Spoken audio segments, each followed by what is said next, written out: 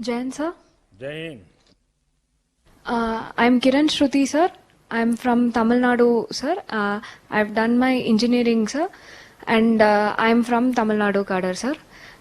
In my cadre, I generally found among the police profession there is a lot of stress and mental stress, sir. So in Tamil Nadu, what they have done is they have introduced a program called well-being program, sir. So all the police personnel from constables to the DG, they undergo mandatory counseling, sir. If there is any problem in their personal or professional lives, then they receive counseling, sir. Because of this, all they find that their stress is reduced, and they find that they are able to do their work with much more energy, sir. And they find that they are much more enthusiastic, motivated, and happy to do the job. And the public also feels that because of this, they find the police much more easier to engage with. This I found very impressive, sir. Jain, sir. Vanakkam. Vanakkam, sir. तो आपने engineering छोड़ करके ये रास्ता क्यों चुना? Sir, I always had the ambition to go for civil services, sir. So after engineering, I worked in State Bank of India. Civil service does not mean कि uniform वाली service. Sir, my family always had a regard for uniform services, sir. In addition to it, my name is Kiran Shruti because of Kiran Bedi ma'am, sir.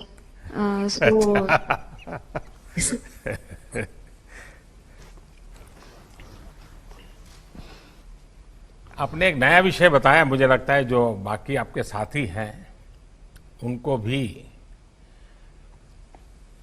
Well being of cadre, कोई न कोई institutional व्यवस्था, मैं समझता हूं ये एक अच्छा प्रयोग है,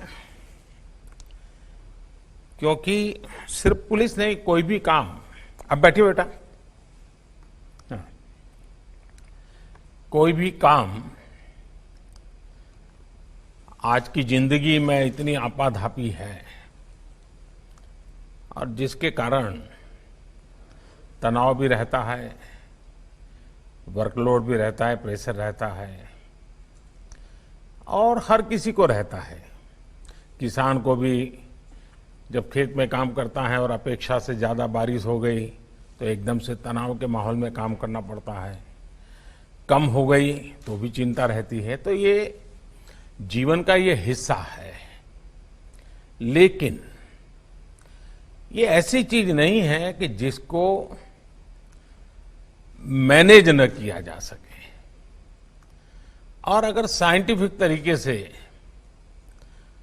अपने व्यक्तित्व को, अपनी क्षमताओं को और अपनी जिम्मेवारियों को अगर बहुत संतुलित तरीके से समझ करके हम व्यवस्था करते हैं तो आप देखिए, आप बड़ी आसानी से चीजों को मैनेज कर सकते हैं।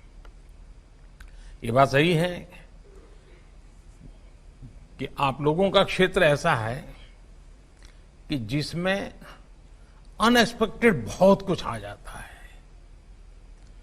और उसके लिए खुद को हमेशा तैयार रखना पड़ता है और इसके लिए रेगुलरली ट्रेनिंग होना जरूरी है। मैं आप लोगों से आग्रह करूंगा कि आप जब फील्ड में काम करेंगे तो पुलिस थाने के लेवल पर, वहां पर 10-12 लोग मान लीजिए आपका महकम है, तो उस इलाके में कोई न कोई ऐसे लोग होंगे जो ऐसे विषयों पर बड़ी सरलता से बातें करते होंगे।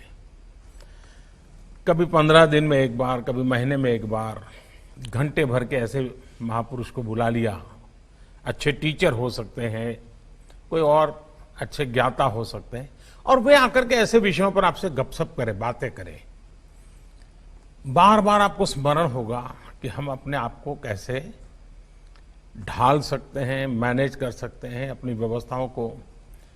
दूसरा, जीवन में मैं हमेशा तनावपूर्ण जीवन जीने वालों को हमेशा आग्रह करता हूं योगा, प्राणायाम, ये बहुत ही सिद्ध, अब तो आपको वहां पर मजबूरन भी किया करना पड़ा होगा, सुबह उठ उठ करके जाना भी पड़ा होगा।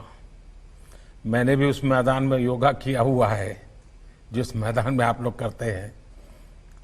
आपने अनुभव किया होगा कि अगर मन से करते हैं, पूरा मन उसमें जोड़ देते हैं, ये कितना बेनिफिट करता है। और तब जाकर के आपको ये तनाव कभी महसूस नहीं होगा, काम कितना ही होगा, आप हमेशा प्रसन्न और आनंदित होंगे। लेकिन मुझे अच्छा लगा कि आपने तमिलनाडु में इसकी एक इंस्टीट्यूशनल व्यवस्था के विषय में परिचय करवाया।